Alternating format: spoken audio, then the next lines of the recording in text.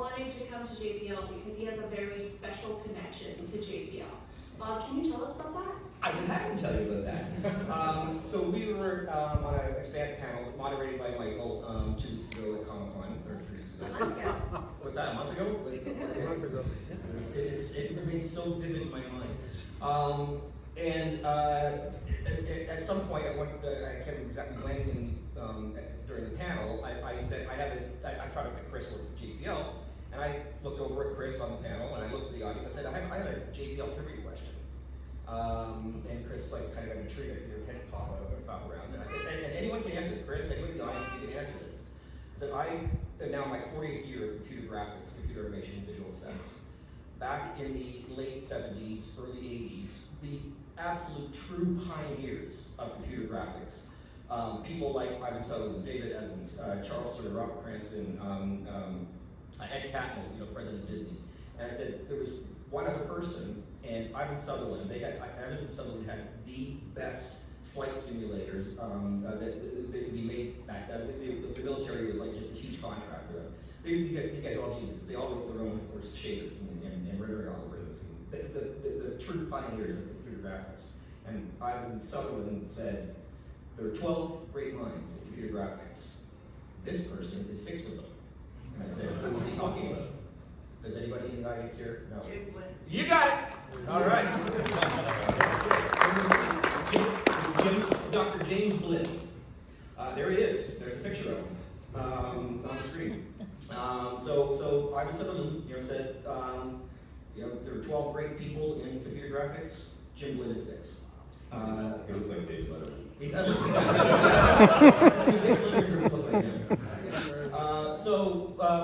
Nobody there knew the answer, including Krys. So after the panel, when we started talking, I said it's on my bucket list to visit JPL.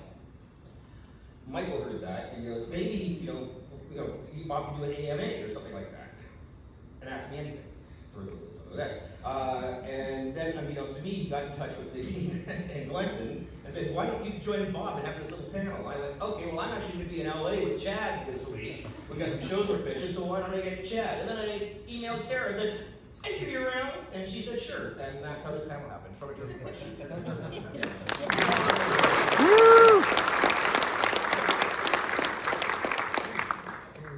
Three guesses who my next question's for.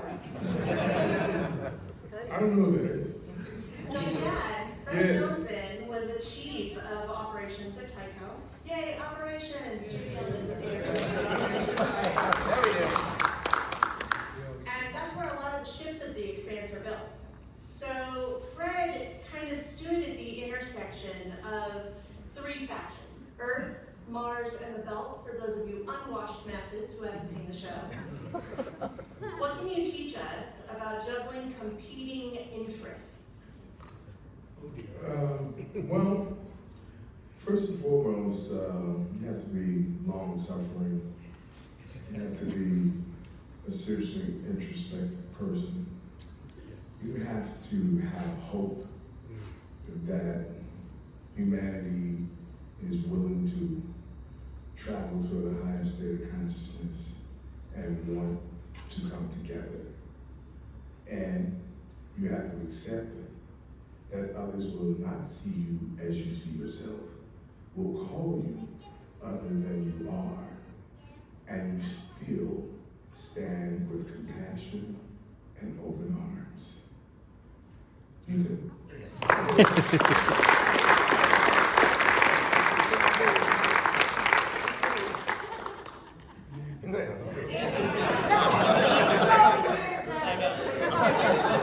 We do have a TV here. There's a monitor. So Cara, Keller worked as an engineer on the docks before she rose to her leadership position.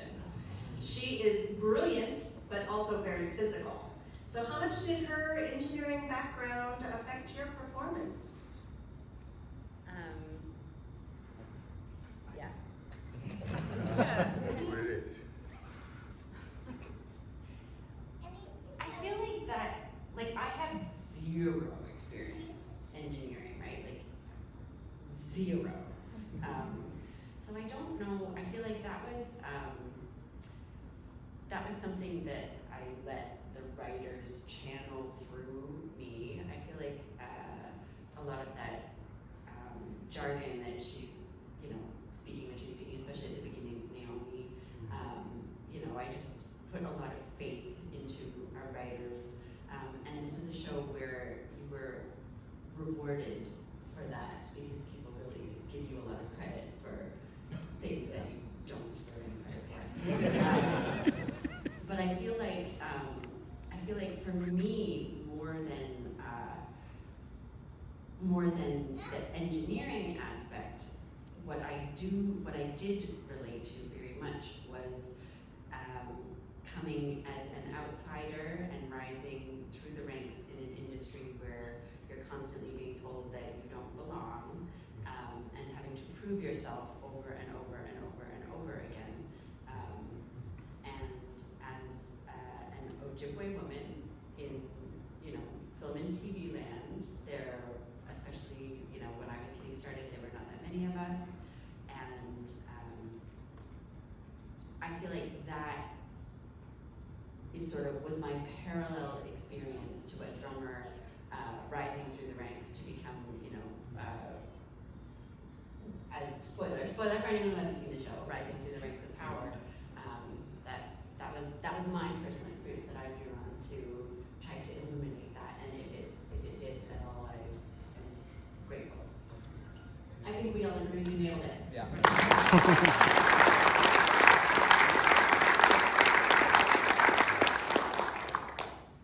Nadine, your character is probably the most technical of the character actors we have here today.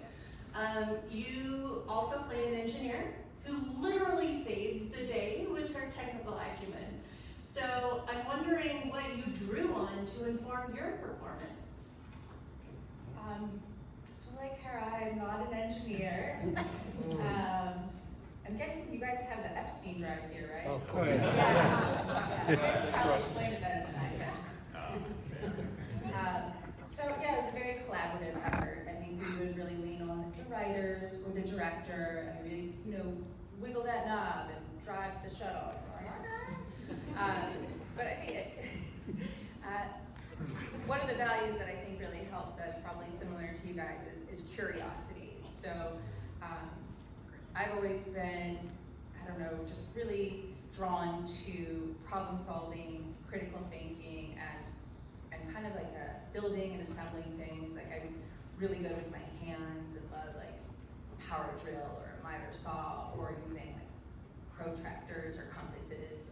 So though I might not have an engineering background, the curiosity to say like, oh, okay, how does this work? Can you explain it to me, and sit down with the director and kind of like really get to know things so that when you're actually doing, it comes across like you're actually doing something when you're saying your lines. So it's a very collaborative effort, and I think I just drew on some of the values that I hold, that engineers hold as well. Curiosity, clothing, and the football. And murder.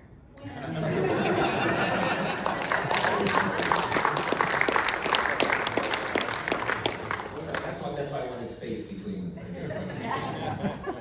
Speaking of those great writers, Glenton, please talk about the process of writing for a science fiction show in which getting the science and the engineering right is super, super important.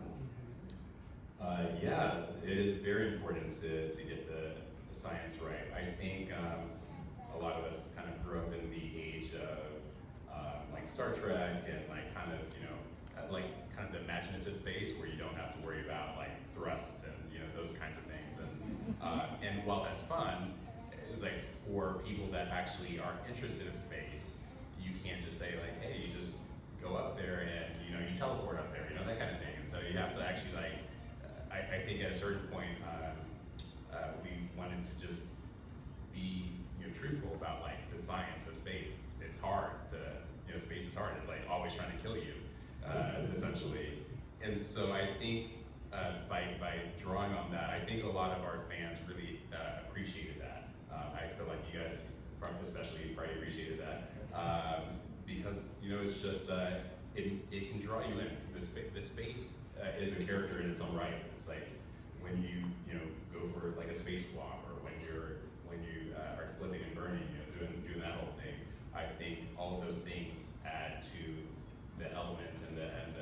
drama of the story. So I think if you can really focus on that, I think it can really lend itself to just making a really good drama and just a really compelling story. So. That's great.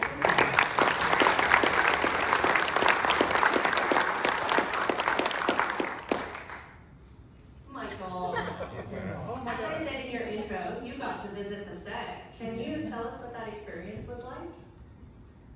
Okay, that picture's not true because my brain had fallen out of my head. And by the way, I always publicly do this. Bob Munroe invited me to the set, and dear God in heaven, it is the most amazing place you've ever been. I got to go up on the ship. I actually got to see something. If for those of you who watched the series, do you remember when Officer Rala escaped with Bobby, and you remember the suit that she wore? Mm-hmm. Well, I was there when they first had that suit, and Bob says, you cannot film this because it had not, you know, it hadn't been released and no one knew about it. And I got to see it first. And so you can just imagine, it is the most amazing thing to actually go on the set. And one of the things you realize when you go on the set is, it's work. Those people are working very, very, very hard. You guys were all working, you know, and I remember they shot a scene that was like a 5-minute scene, and it took them, you know, like 45 minutes, and they shot it, reshot it. Then the director came in and says, well, I want this camera, I want that camera, I want this and this and this. If you can, please go to a set and just see how amazing, and you see why these things are so expensive. When you see all the work that has to go in and all the people that are a part of it. It was amazing, and you all were so nice to me. You know, no, really, Bob, you guys were super, super nice to me. They even fed me, okay? They even fed me. So, no, it was wonderful, and thank you, Bob. I always thank you publicly, but it was just amazing. Thank you. You are welcome, and I'm going to thank you back, because I think the way fans like yourself, Krys, and you know, Pan and others, the way they took to the show so strong, the way you took to the show so strongly, and you know, we could tell you were a different type of fan than you normally get on the show. And when you got in contact with me and you know asked if you could visit, I was, of course you can, like come on, and then you guys turned around and saved the show. So it works both ways. It goes both ways.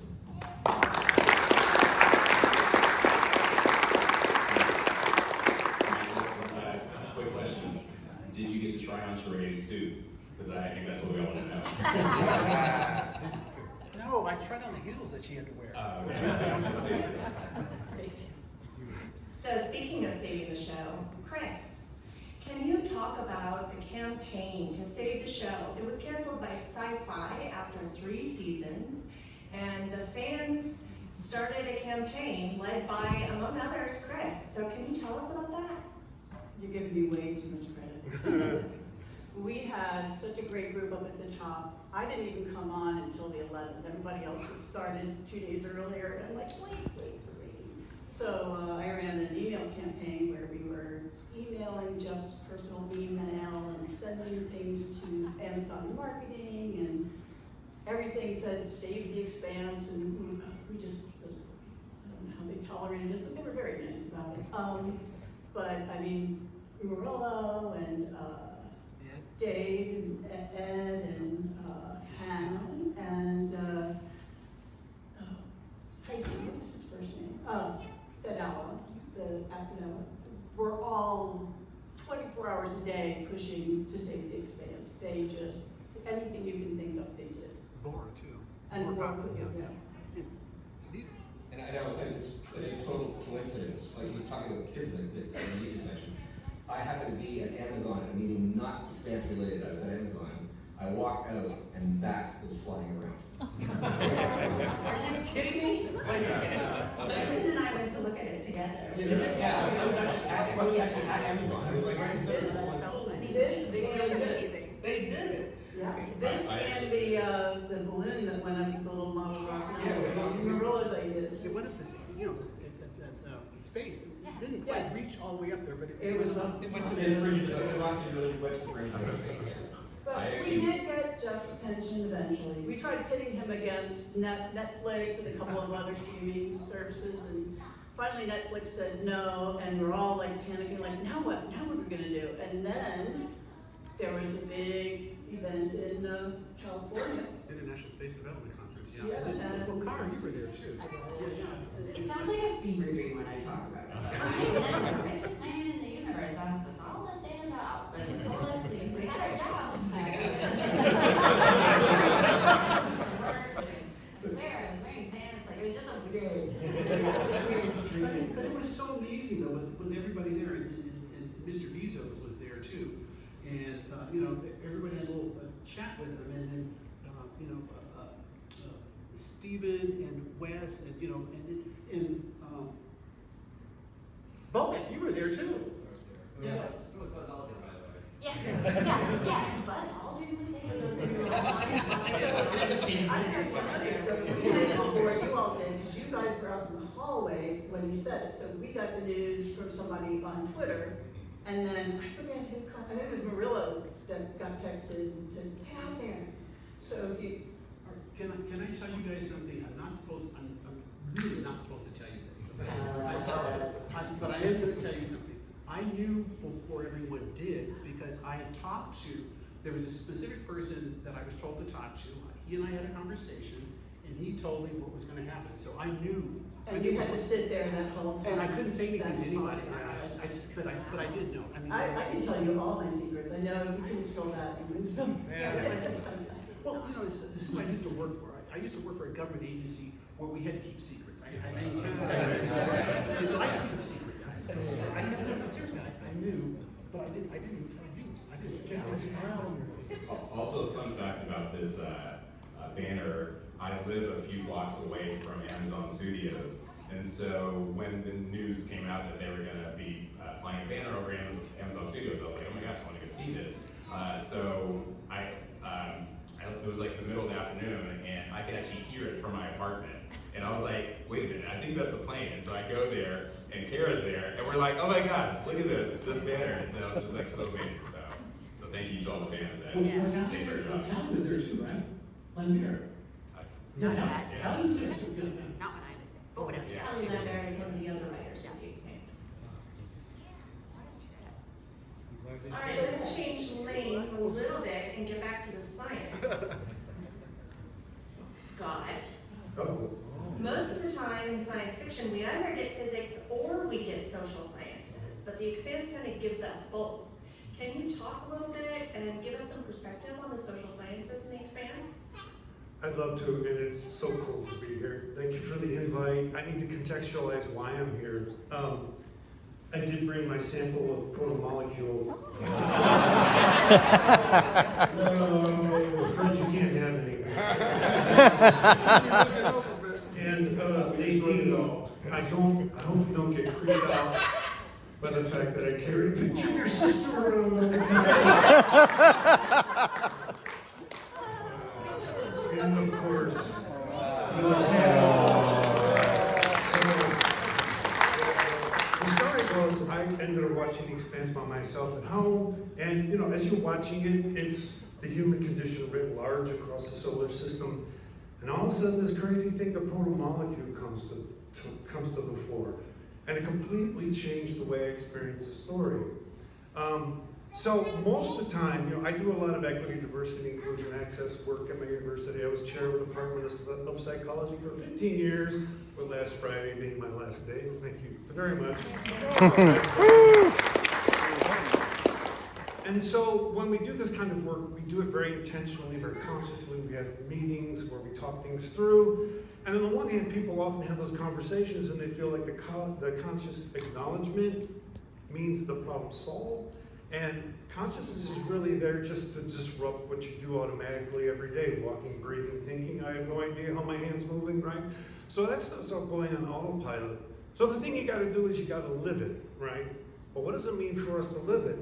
And when you watch The Expanse and all these characters are basically doing the same things in the future that they do in the past, right? In terms of the human condition, this thing comes around, the protomolecule, and everybody's like, oh my God. And you get this Rorschach test of, are people gonna approach the unknown or are they gonna be afraid of the unknown? And then when this thing like launches off of Venus and goes out into the, goes out in the solar system and then becomes this huge ring gate, and then becomes many more ring gates. It's really nothing more than the expression of possibility. And the fact that it had to consume energy, transform it, and dissipate it, which all thermodynamic systems do, right? Gives us a different way of looking at ourselves, right? So we're always going to have the avalasars. We're always going to have this way of living life because we are energy systems. The issue is, how do we manage the entropy that our being necessarily creates? So the expanse gives us a little different way to look at things like social justice. Don't ask people if they're racist, just ask them what's staying the same in the world because of the way you live your life. And you'll find that there's whole systems of energy transformation that are staying the same because of what we consume every day. So the stories we tell ourselves aren't the real story. The real story is what we're doing and what's staying the same. And so that's why the expanse is so amazing, and that's what social justice has to do. But the Rorschach test, you talked about the Rorschach test, right? And so how everybody looked at the protomolecule. They looked at the protomolecule, you know, like Dresden looked at it as a pure scientist. Jules Mao wanted to use it, you know, and make money off of it. Each person looked at it as something that they kind of put their own thoughts onto it. Whereas the protomolecule didn't really care one way or the other. It was going to do what it was going to do. And so, you know, humanity, for its own personal reasons, did some very odd and some very bad things. I mean, let's face it, when chickens learn to write and they're writing TV shows, we will be the protomolecule, right?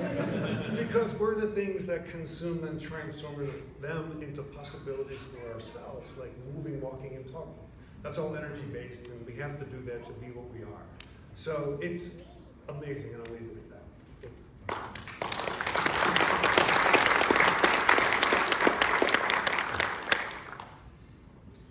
Bob. I cannot imagine how different the Expanse would have been without the spectacular visual effects you created.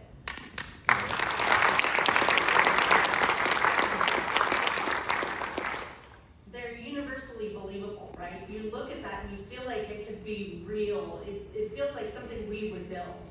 So did you draw any inspiration from real aerospace? Every single bit of it, yes. Yes.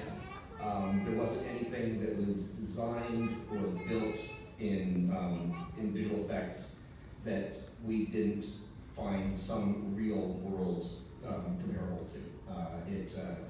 You know, I mean, we took some liberties with what we thought evolution, the evolution of science, evolution of technology would take us, but we based it all in something that is you know, we know today, and that we know for a fact, that we know that is physically accurate, that is technologically accurate, and you know, from an engineering perspective. I had worked for Narain Shankar. He's our showrunner. He's got a PhD in engineering physics. Like, he's a showrunner. He's got a PhD in engineering physics. So that was scary up. And then I got over to Ty Frank. That was really scary. You know, because he is so pedantic about both him and Daniel, the James S.A. Corey, for those who haven't read the books, you see the show. Collectively, James S.A. Corey was the author. It's two people, Ty Frank and Daniel Abraham. And Ty was on set and in the writer's room more often than Daniel, and again, everything had to be perfectly accurate for him. You know, it was, that's difficult. It's a very, very difficult thing because, you know, we grew up in a world where spaceships turned like this in space, you know, and boom, boom, boom. And then somebody describes the flipping bird, and they go, oh, okay, well, you know, the ship goes like that and then goes like that. But it's, you know, when you start to get into the science, it's actually a violent action when you're doing it quickly. And we had to figure out how to convey that in a way that was cinematic. So it all became like, you know, camera placement, camera angles. You wanted to be right in tight when things were shaking apart or falling, and then move out and let the ship kind of go past like just a huge behemoth. And then the camera keeps moving around. And I still remember one of the vendors that was doing one of the shots, like the effects vendors doing one of the shots. I said, I want a shot where it's like there's a train going down a track uncontrollably fast, and there's a dolly track attached to the train all the way around, and there's somebody running the camera around all the way. And then effectively now with the drone, back then the drone technology wasn't there. But I said, just make it like, do it like that. Think about that. Think about the shot as if you were doing that shot, and that's the big, big shot of the Canterbury when it's doing, the main shot was doing the flip of the bird. So I knew when I think it was after the first season, I'm gonna ask, was that Hamilton? Yeah, first season, was it? Yeah. So I knew there was a scientist, an astronomer on this panel, Jessie Christensen, and she said, and her husband is also a scientist, she said that when they saw the flip and burn, they both jumped up off the couch cheering. And I knew I got it. Like I knew we got it. So yeah, the accuracy was incredibly important. Sometimes we messed up. There were a couple of times. This is, I'm going to show, are you coming back to me on all this, or is this? No. If you are, I'll save this for next time. If not, I'll do this now. Go ahead, just in case. Okay, just in case, great. I've got a clip of the biggest mistake we made. Now, to be fair, We had a Starbucks cup. Everybody saw it. There were a lot of arguments between me and the director about this, and Lorraine and me against the director. But the director's vision, quote unquote vision, won, and I'm just going to play the clip, or have the clip played. Our amazing video team.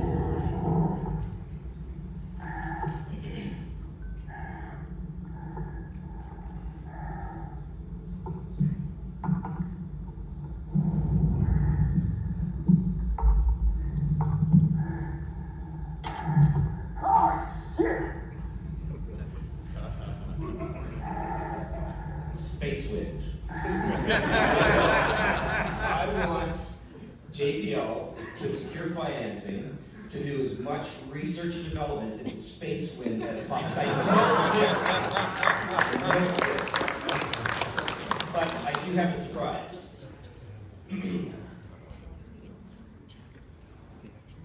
I've got a towel.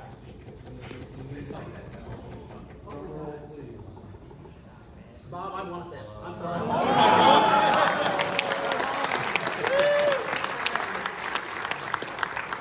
This is the real wrench. I'm not kidding, because it was a prop, and we had to do a CG version of it. So whatever we have to do a CG version of props, I get the props, so we have to scan them, recreate them, whatever. I've had this ever since that episode. That's awesome. I am now donating this to JPL.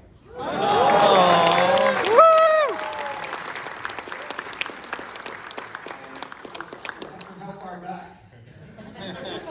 Everything since you picked up the wrench, because the people online couldn't hear you. There's people online? Yes. I didn't know that. Who told you that? Hi, online people.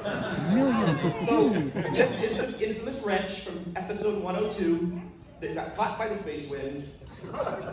I've had it since then, and it is now becoming a JPL artifact.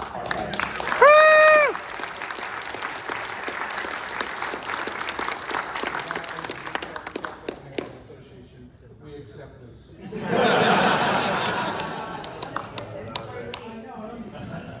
It's funny you brought that up on the walk over. I had my back. I'm like, it's very funny, Robert. We were walking from the parking lot over here.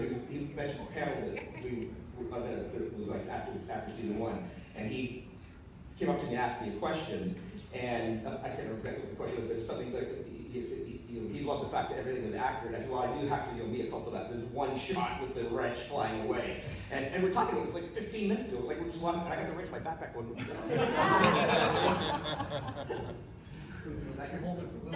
Thank you. You can keep that for the duration of the panel. I've got space wind comes along, and Totally against the space wind.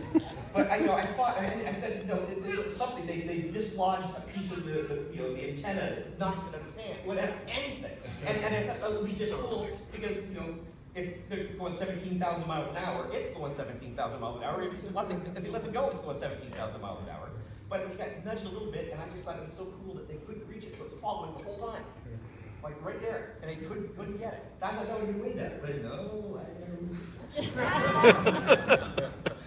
He's not better. Was that? Yeah, it was exactly. Yeah, that wasn't me doing bad physics. That was Lorraine. Like we were just that was the only other mistake. Knowing that I'm sure there's a lot. The only one that I really know about was actually just a render mistake. inverted the y-axis of Jupiter and rendered Jupiter upside down. There are people who would have complicated it. I know. It wasn't a 180 rotation, it goes up and down in space. We actually did the inversion of the texture map. So that was wrong. It was us wrong. So I'm sorry. Thank you for apologizing. My career is Ty's still over. mad. So this next question is for Chad. Fred has an even, steady hand leading Tycho, and as I've talked to you today, I'm learning that's very much you. You're an even, steady, kind of philosophical person. So can you teach us anything about leading scientists and engineers? Oh, wow. I mean, you know, at the end of the day, it's so, humanity should be at the center of it, you know, for sure. Obviously, we have these amazing minds and that can imagine incredible things. But leading them is,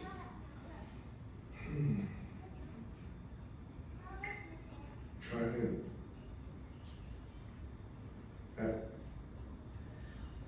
that's a tough one. I mean,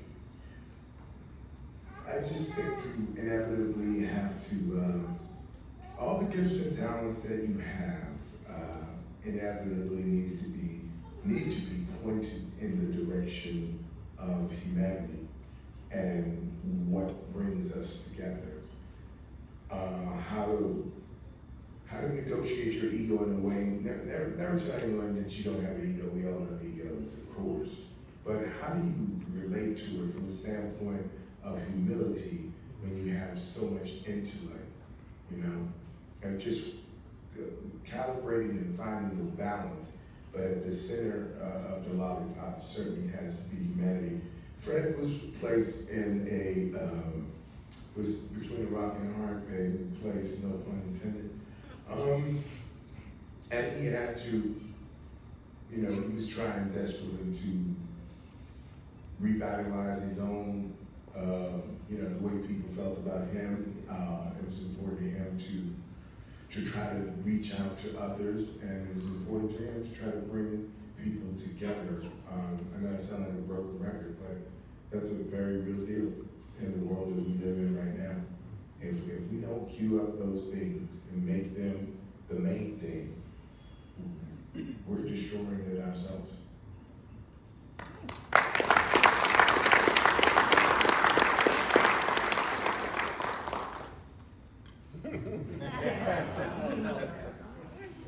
I can pop that right to you. Do we have any members of Nebula here in person today? Hopefully we have some online. Nebula is our employee resource group for Native people and Indigenous people. They are amazing and they do great work. If you want to reach out to Lauren Benson, she can connect you with Nebula. Cara, I was hoping that you could talk to all of us about some of the challenges that Indigenous women face in STEM. I mean, obviously, my career is not in STEM, but I think that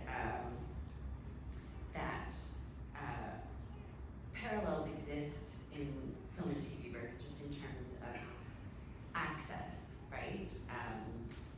And access to education, access to training opportunities, access to mentorship, being able to see someone like yourself succeeding before you.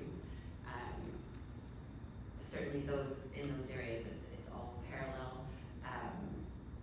I think that I don't know if you guys can hear, but my kids are here. And I think that having children now and being a mother has added a whole new layer of understanding to the challenges that not just Indigenous women, but that women face, families face. I think we have such a culture of hostility towards having mothers and children be accepted into our working environments. I was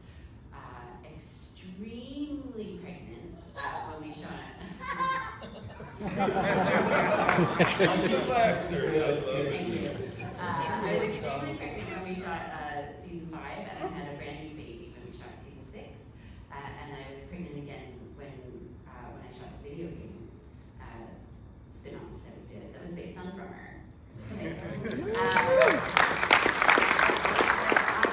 really fortunate to be carving a place for women, for pregnant women, and women with young children, and just sort of fighting at every step of the way for access and accommodation.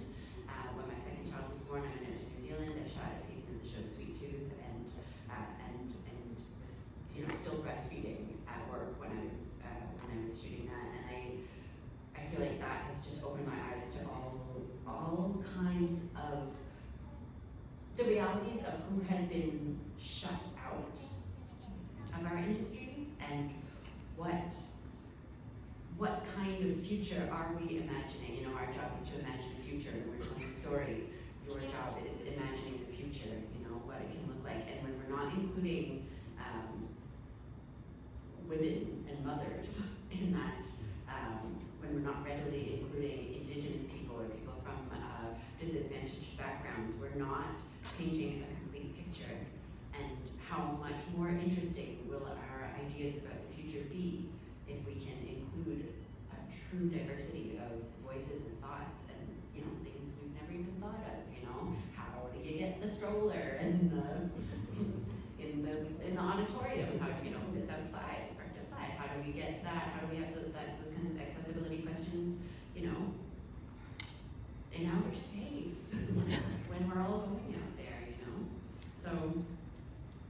Yeah, thanks for asking me about that, Krys, and thank you for making it possible. Krys had to really think creatively for it to be possible for me to even be here today, because I'm solo parenting right now with these little ones. They're watching The Little Mermaid. But that's just an example of how we can really work and how hard we have to work to include each other.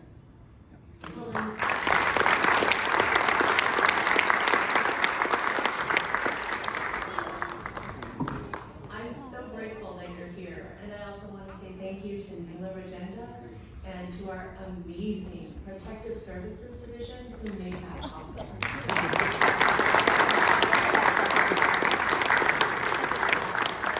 I didn't pay them to do that. I did.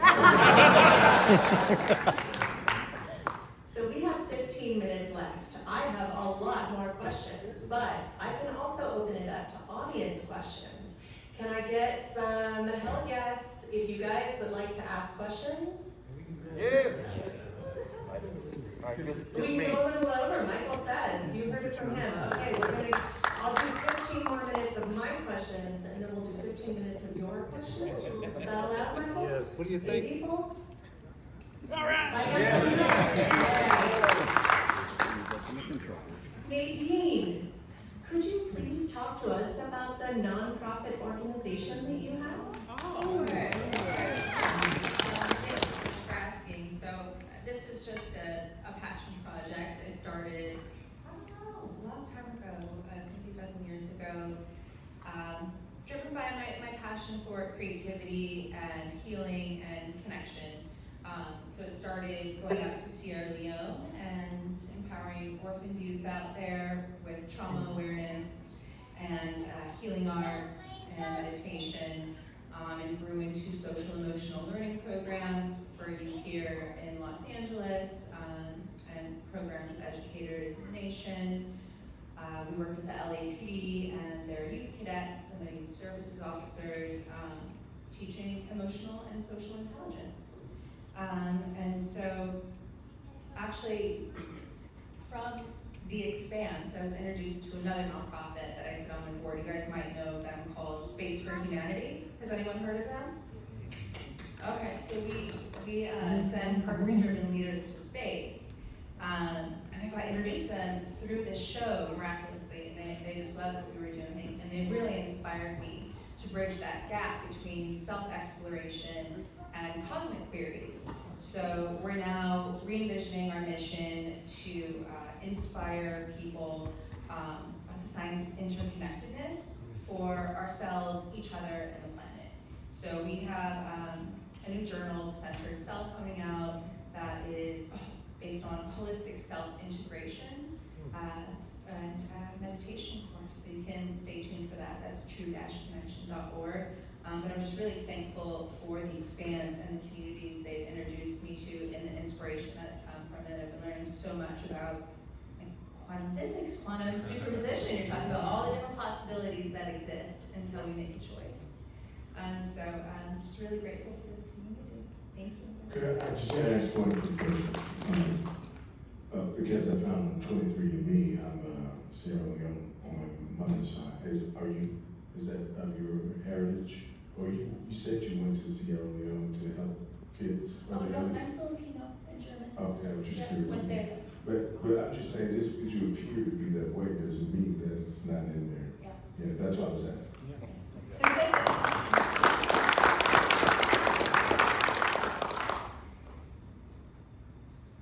So before I move on, my next question is for Glenton. But before I move on, I wanted to also note that there's another person who made it possible for Cara and her littles to be here today. Two people, that's Mark Chodas and Madeline, is it Lambert or Lambert? Lambert. They have volunteered to be custodians of the littles during the panel, so thank you so much.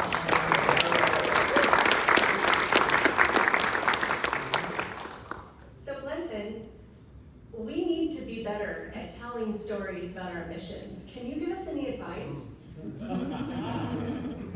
Yes, you can start by hiring me. I've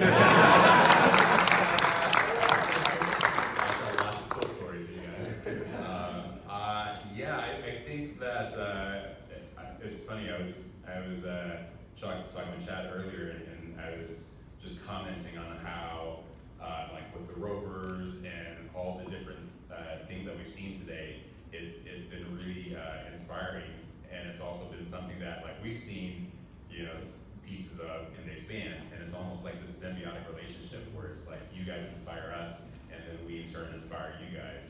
And so I think it's just an element of just dreaming big and kind of thinking of what things that might not seem possible today, but 10, 20 years from now will just be like, oh yeah, that's absolutely possible. Because back in cell phones, exactly. It was like back in the 60s when they're working on the Apollo program and the space missions. It's like some of the stuff that you guys are working on is like they could never have dreamed of that. But it's like if you push yourself to dream bigger, then that stuff suddenly becomes kind of possible.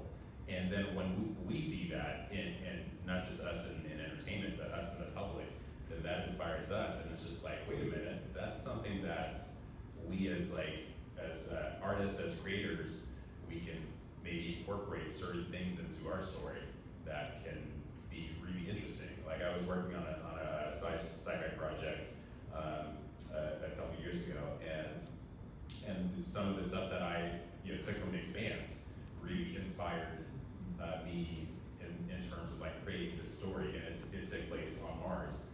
And so, and it was just kind of funny when I was like pitching it to the various like studios and production companies, like they were just kind of amazed by like some of how I was incorporating some of the drama and the science elements. And I think part of that comes from, looking at what JPL does and looking at what NASA does and just kind of like being like, maybe I could take that a step further, still keep it within the realm of reality, but like kind of see how that can translate, if this mission were to launch like, 10 years from now or 25 years from now, it's like, what would that look like? And so I think by you guys just continuing to dream big and just continuing to like do what you do, I think that in turn inspires us, and I think that's just gonna continue to inspire the world. So thank you guys for what you do.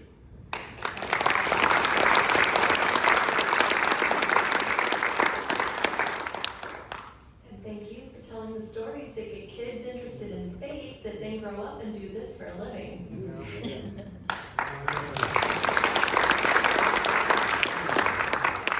So Michael, as a journalist, you're a storyteller too. Do you have any advice advice for us? How can we tell the stories of our missions in an engaging way?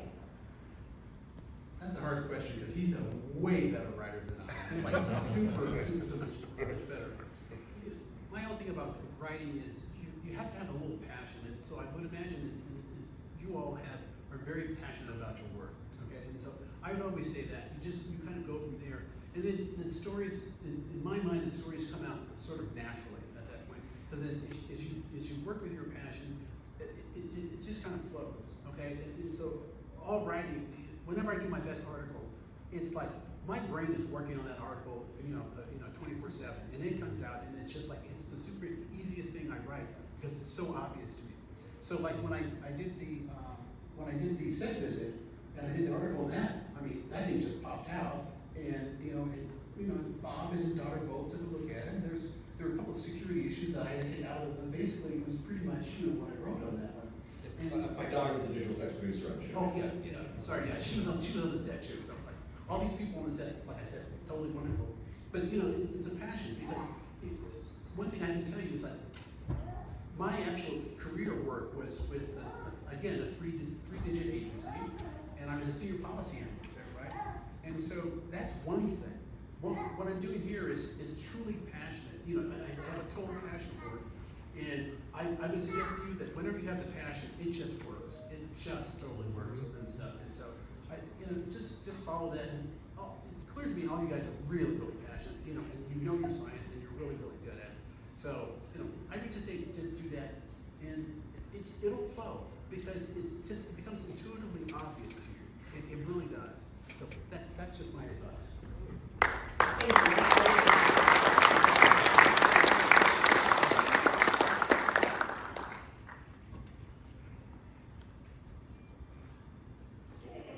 No, it's not advancing for some reason.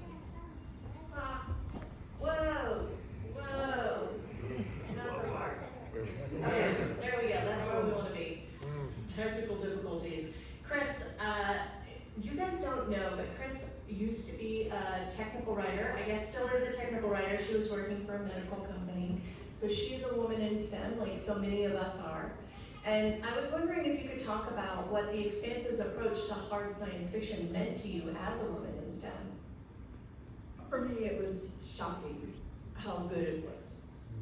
To be able to not just talk about science, technology, engineering, having a woman engineer who's a genius at it as one of the stars of the show, having the kind of knowledge that even the mechanic that Amos had was just, gave me chills.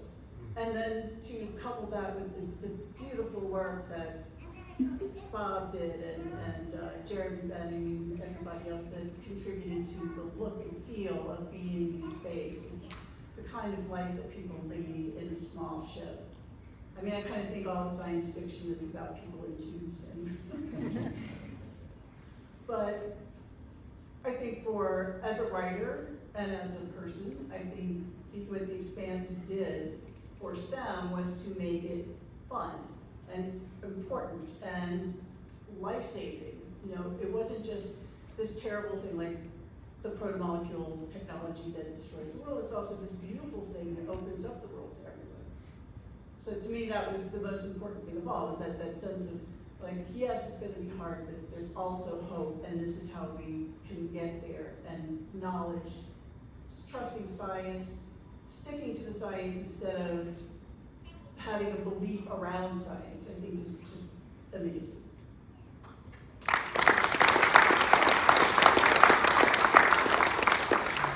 Young Sing Sesata. So Scott, I'm going to give you the last question before we take it to audience questions. We have here 3 characters who are, shall we say, morally complicated. Can you talk about morality? Because you've written books, you've lectured, you've taught classes on morality. Can you talk about the morality of these 3? I'm right here. I love this. Brian checks in the mail. Hands. I love this question, and I love the fact that it follows the last one. Because one of the reasons the women in the show are so powerful and exceptional is because it's been normalized. And when these things become normalized in characters, they get to be full people. So Sarah gets to drop an F-bomb whenever she wants because that's what anybody in that position would do. So this normalization, what it also does, is it makes us challenge what we mean when we start talking about binary moralities, like right and wrong. And when we pay close attention, we recognize that our binary moralities of right and wrong, good and evil, tend to come from a time in our history where certain groups peddled those things and had power doing it. But when you see these characters living life, being energy transformation systems, trying to sustain themselves, trying to sustain their crew, trying to do the job, morality is important, but binaries don't work. So what this show does with the proto-molecule again, as well as these characters, lets them be beautifully, ugly, complex, which is Shakespearean human condition, out in space for the proto-molecule Shakespeare. So I think I end up not saying are they right or wrong. I end up saying I love the show because it makes us evaluate what we think when we use words like good, evil, right, and wrong. And that's good literature. It's just good writing.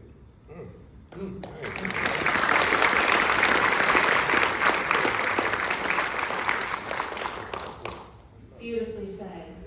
Would anybody here or online like to ask a question? Is anybody looking online, like, can we let the online people speak? Is that possible? Yeah, okay. Let's take a question online first, and then we'll take in-room questions, and we'll try to alternate. Anybody online? Unmute yourself. All at once. Is there going to be any of the episodes in the future that will cover the last 3 books? Any of you can take that question. Just, who knows? Put it this way. Yeah, shows that weren't as good got renewed.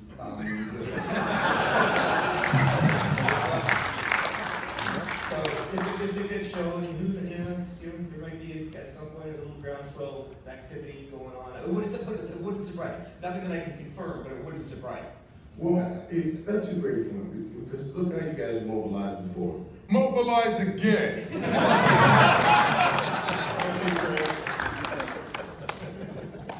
Rally the Belters. Degree the belt. All right, Ray, go for it. Well, first off, thank you, because my background is Pueblo Indian, so any type of a media that shows us in the future, and that, again, being normalized, it means a lot. But essentially what I was curious about was, like, one of the reasons why, like, I love the Belters is because it's very much blue-collar in space, and like my father was an aircraft and power plant mechanic at LAX. He was in the Navy for many years. That's an aircraft wrench, isn't it? Like from a 37, I think. But so for the Belters, like when you're drawing inspiration for your characters and doing all that, finding that like I'm just trying to get through my day, man, and then everything else kind of coming on. Like, what was part of your inspiration for showcasing that and getting dragged into everything? Oh, first of all, I love your passion, bro. You know, and when I first was approached to do this, and I looked at Fred, I was thinking about Coleman Powell, right? And he too was in between a rock and a hard place, right? And becoming a pawn, you know?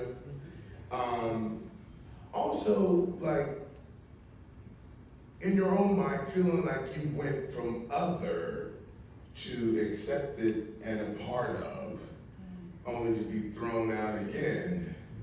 So, yeah, all those dynamics of power and the definitions of power and who has access and who doesn't and who controls the narrative, you know, things of that nature. But inevitably it drills down to what you said, right? The people, we're all the common man, really, you know? It's just some who have more access and, you know, the material and the money and the leveraging of systems to call it a certain way. It doesn't matter how much you call it, you cannot forget the common man, truly.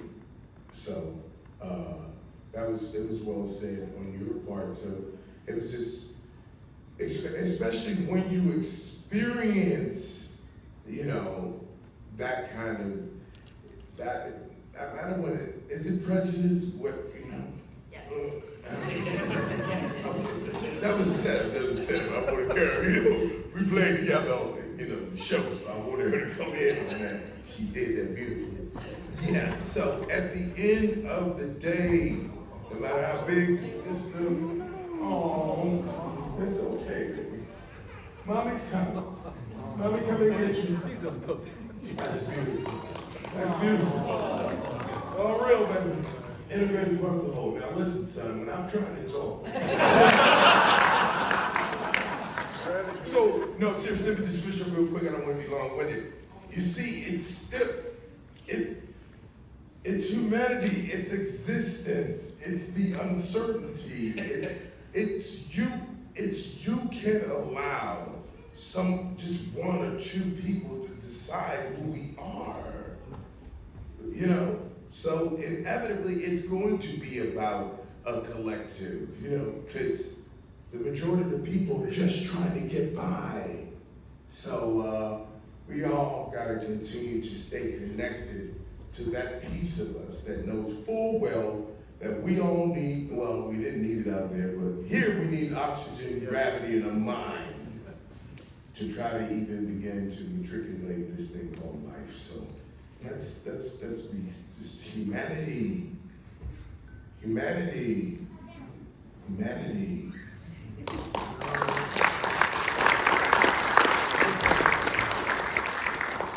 just can't follow that up too well, but I did want to add real quick that one of the influences they talk about that Ty mentioned was the original Alien, where Yaphet Kotto and I can't remember who the other actor was. They're like the main characters. Their personalities and their lives and the dirty, gritty parts of the ship were as important as everyone else's in the whole story.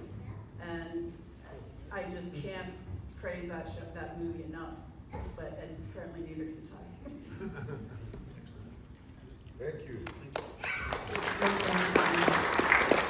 you have another ongoing question? Just unmute yourself.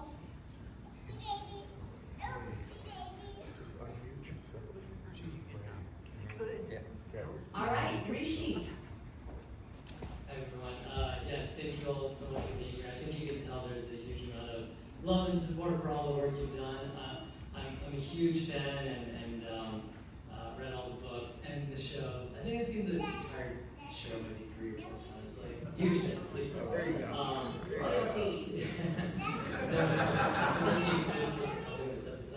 So, to me, the Expanse books, the show, it's about people and it's about ideas. And I want to focus a little bit on the ideas and ask any of you actually. I feel like it was one of those shows and books that really kind of, it introduces you to new ideas that maybe there's some glimmer of in the past or in some cases entirely new, right? Like, spoiler alert, billion-year-old civilizations or, the idea that like Mars or beyond, right? Like they represent politically the United States or, like all these interesting ideas about space travel and societies and deep science, right? Quantum physics and things like that. So I was just curious, at least for me, it sort of introduced me to ideas that I didn't really know that much about, and then I kind of researched a little bit. I was like, people are actually talking about some of these edge case ideas in science or philosophy or society and things like that. So I was curious if one of you, or more of you, had that similar experience, which is that through the process of going through the show, and if your perspectives changed at all, or if you're introduced to new ideas, and do you look at the world or your own daily activities in a slightly different way based on kind of a new understanding? I can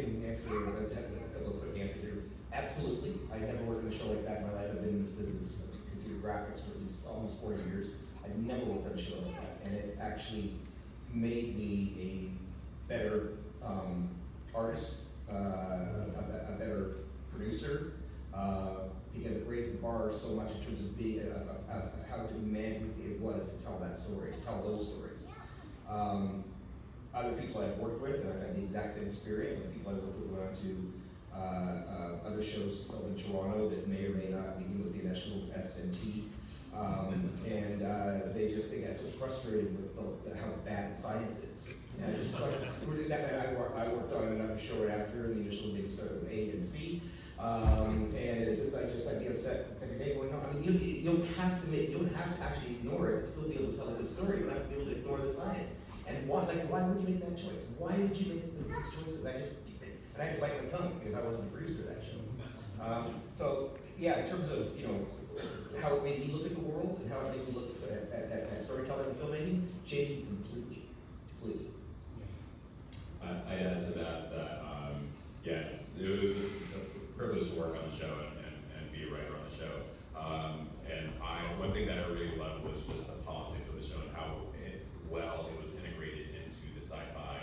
I think about how Earth was one completely different political spectrum versus Mars versus the Belt. And when we were in the writers' room, I was so fascinated with Mars. I was the one in the writers' room that'd be like, "What's Mars doing right now?" And yeah, when you just think about things like the Belt, it's just you see how when people are kind of starved or given a lot of food and water and basic necessities, how it can radicalize people. And it's you have these people that went into space to work and to kind of create a better life for themselves, and then they find themselves kind of not being fed enough, not having enough water, not even having enough air, and how that slowly radicalizes you. You see that in seasons 4 through the rest of the series.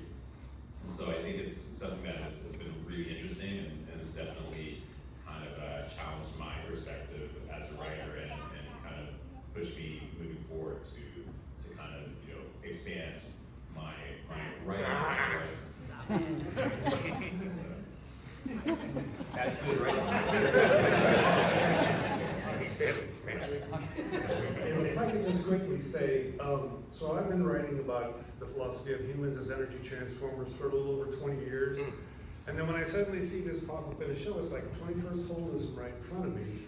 And what it turns out is that the reason it's so hard for us to experience ourselves as transformers is because of the binary realities we've been living in for centuries. But only 20% of the world's population lives in those binary worldviews, and that's the United States and England, United States and Europe. 80% of the world's population lives in holist worldviews, where they see themselves as part of reality.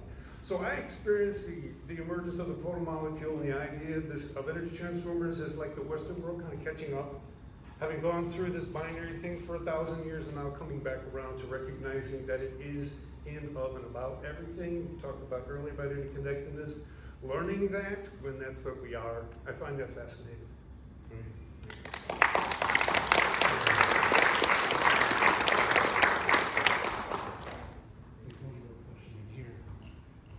Okay, that's great. I don't know your name, so will you please say your name? I'm Serena Nathan, and thank you for being here. Huge fangirl, all of the things that everyone has said.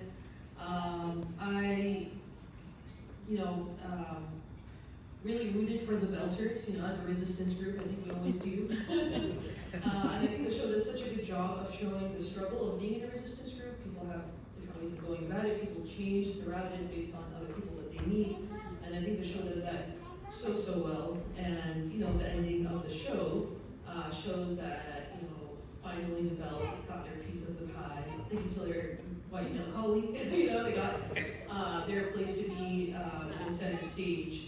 So I was wondering if anyone had any ideas off script, off writers, or if you could write your own next season, what would the future of the Belt look like? You're the writer.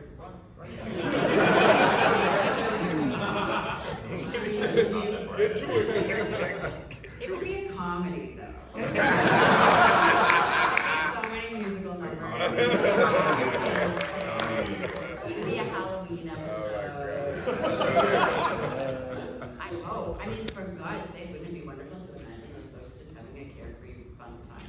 Cara and Naomi with bone. They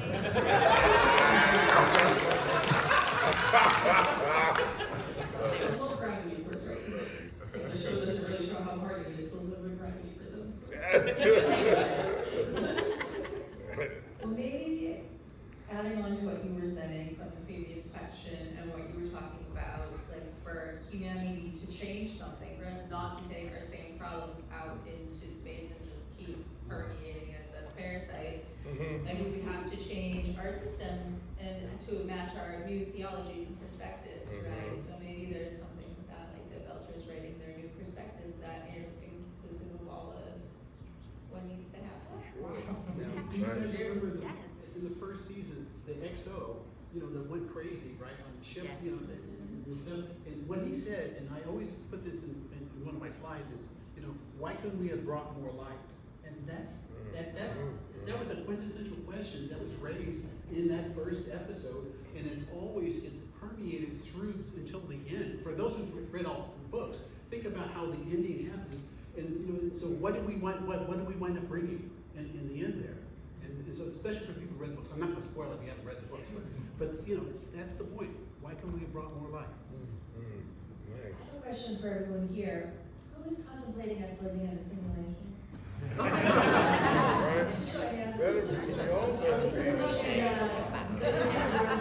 Just curious, can you mean specifically?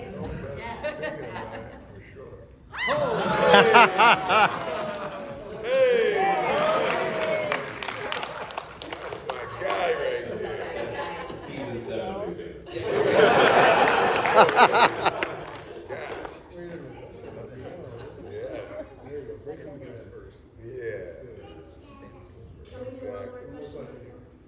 One more question, please, gentlemen, over here. Please say your name. I know two, because Fred has two. Two, okay, we'll get two quick ones. For the writer, I can't tell you how refreshing it is to have a realistic space, show. This is like, oh my God. But there are certain aspects to it that are critical to the plot that are not. I mean, the proto-molecule and the ring, for example. How do you draw the distinction between those when you're, writing these episodes and keep straight? Oh, this is the willing suspension of disbelief part. This is the realistic part, and make them work together. Yeah, I think we were really fortunate in the sense that we had a series of books to go off of. So we had, James S. A. Corey, Ty, and Daniel, who had written and thought out this amazing world. And so we had, things like the proto-molecule already in the books, but they were great in the sense that when they joined the writers' room, they were also writers on the show. They were just like, hey, if we have a better idea to go off of, we can do that. And so I think it was a balance of especially in the early books and the early seasons of focusing on the hard science stuff, and with a little bit of sprinkles of obviously the proto-molecule and everything. But then kind of later, as you kind of go through the rings and you go through different systems and planets, then it's like you can kind of imagine a little bit stuff that is outside the box, outside of the realm of possibility on Earth. And so I think it's definitely a balancing act. And so I think we pulled it off. And so what do you guys do? And one thing I'd like to add to that is, it is almost unheard of in this business for the writers of novels to be writers of a TV show. That just doesn't happen. So that is extremely unique, and we were fortunate that Ty and Daniel were just, they learned a lot too. They never made a TV show before. Of course, they used to work with George R. R. Martin and all, but still, they had themselves never made a TV show. It was a good experience. It changed their world. But also, just to let you know that the birth child of that is the liar. The liar. A lot of folks saw that model. That's what they decided. Really well. Yeah. That's what helped birth, inspire others, as you just said. And The Wire was based on The Corners, which is an actual documentary series. Absolutely. Yeah. Just real quick, I taught creative writing at NYU for a while, so just a technical answer to your question.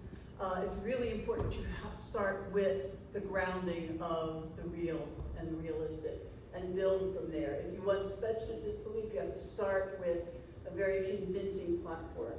And the other thing that helps you pull that off is empathy.